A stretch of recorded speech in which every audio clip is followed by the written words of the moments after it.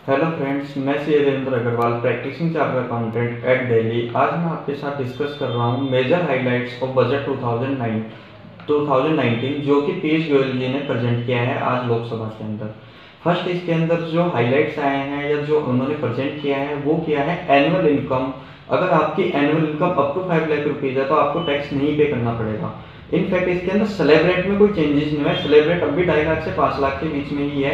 But जो changes किया गया है वो किया गया सेक्शन 87A रिबेट के अंदर। पहले हमारे को रिबेट 2500 मिलती थी, अब उसे इंक्रीज करके 12,500 कर दिया गया है।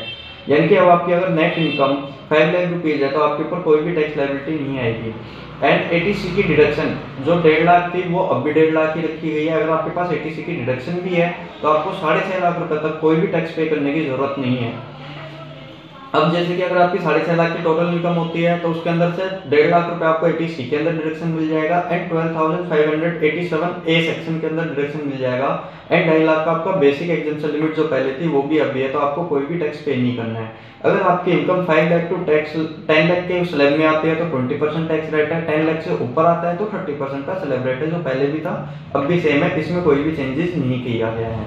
सेकंड जो एग्जाम्पशन दिए इन्होंने दिया सेक्शन 54 के अंदर जो है रेजिडेंशियल हाउस के अंदर।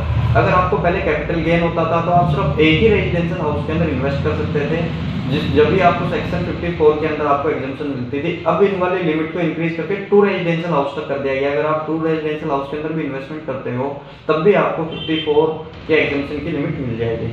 थर्ड जो मेजर चेंजेस है वो है आपका टीडीएस के सेक्शंस के अंदर, टीडीएस चैप्टर्स के अंदर। फर्स्ट आया है 194A सेक्शन के अंदर।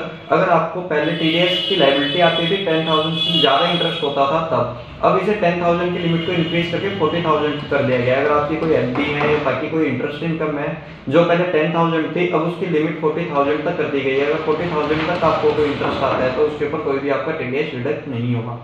थर्ड इसके अंदर नेक्स्ट जो कवर किया है वो क्या है रेंटल इनकम को। अगर आपके ऊपर रेंट आता है, पहले इसकी लिमिट थी रेंट के ऊपर की 1,80,000 अगर आपको रेंट पे करना होता था तो टीडीएस की लायबिलिटी नहीं होती थी। अगर उससे ज्यादा है तो टीडीएस की लायबिलिटी आती थी। अब इस वाली लिमिट को इंक्रीज कर दिया गया है 1,80,000 से लेके 2,40,000 तक की लिमिट के लिए। ये हैं जो मेजर आम टैक्स पेयर के लिए ये वाली लिमिट्स यूज होंगी जो कि मैंने आज आपके साथ डिस्कस किया है। इसके अलावा जो चेंजेस है वो है पहले आपकी आईटीआर रिटर्न को प्रोसेसिंग करने में 2 मंथ 3 मंथ लगते थे। अब इसको ट्राई करेंगे ये लोग कि 24 आवर्स के अंदर आपकी सभी आईटीआर रिटर्न्स प्रोसेस हो। एंड असेसमेंट्स पहले 5 ईयर 3 ईयर 4 ईयर लगते थे, अब उसकी टाइम लिमिट इन्हें कंप्लीट करने के लिए किया गया है कि 2 ईयर्स के अंदर आपकी सारी असेसमेंट भी कंप्लीट हो जाए। कुछ आपकी कस्टम ड्यूटीज लगती थी पहले 36 आइटम कैपिटल गुड्स के ऊपर, अब उसको वहां से अबॉलिश कर दिया गया है। उन 36 आइटम्स जो की लिस्ट आएगी उसके ऊपर आपकी अब कस्टम ड्यूटी नहीं लगेगी। Thank you so much Devendra Agarwal associates की टीम की तरफ से। आज मैंने आपके साथ प्रेजेंट किया है बजट डिस्कस किया है जो कि 1 फरवरी 2019 को प्रेजेंट किया था पीयूष गोयल जी ने लोकसभा के अंदर। Thank you so much.